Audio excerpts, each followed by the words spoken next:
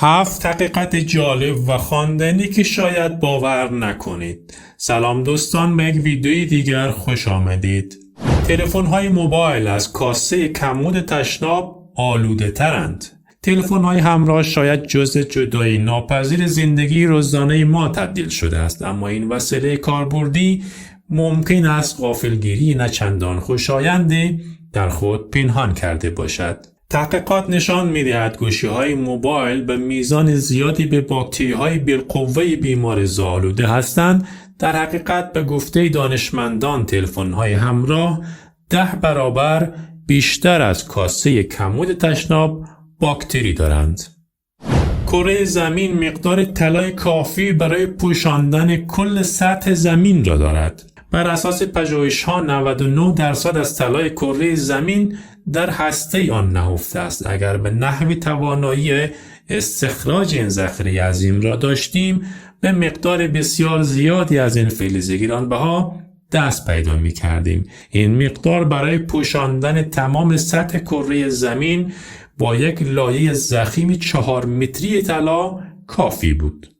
گنجایش مغز انسان 5.2 میلیون گیگابایت است. با وجود صدها میلیون نورون متصل به یکدیگر که شبکه عظیم با بیش از 1 تریلیون ارتباط می سازد، شکی نیست که این اندام شگفت‌انگیز بدن از توانایی‌های فوق‌العاده قدرتمندی برخوردار است. پژوهش‌ها می‌گوید ظرفیت حافظه ما معادل 5.2 میلیون گیگابایت است که می‌توان آن را به ذخیره 3 میلیون ساعت سریال تلویزیونی تشبیه کرد.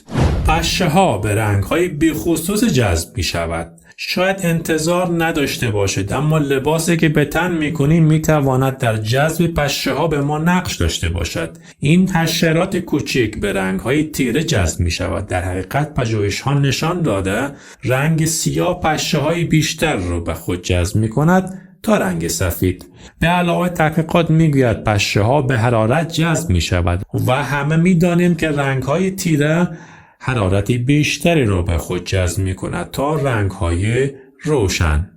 درخت‌ها به وسیله یک شبکه زیرزمینی به یکدیگر متصلند. درباره درخت‌ها چیزی بیشتر از آنچه با چشم دیده می‌شود وجود دارد. ریشه‌های درختان در زیر زمین به گونه‌ای به یکدیگر متصل هستند که یک شبکه عظیم شبیه به دستگاه عصبی بدن انسان را تشکیل می‌دهد. به گفته دانشمندان این شبکه به درختان امکان برقراری ارتباط با یکدیگر را می‌دهد و به رفتارها، یادگیری، حافظه و قدرت دماغ آنها کمک می‌کند.